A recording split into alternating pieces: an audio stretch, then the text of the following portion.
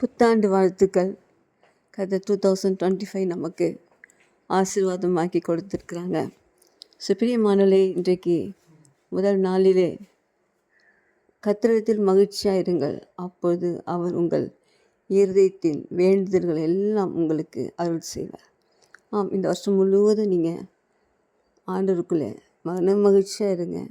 உங்கள் இருதயத்தில் என்னென்ன வேண்டுதல் உண்டோ அது எல்லாவற்றையும் உங்களுக்கு அருள் செய்வார். கடந்த ஆண்டு நிறைவேறாத காரியங்கள் இந்த வருஷம் கர்த்தர் நிச்சயமாக நிறைவேற்றுவார்.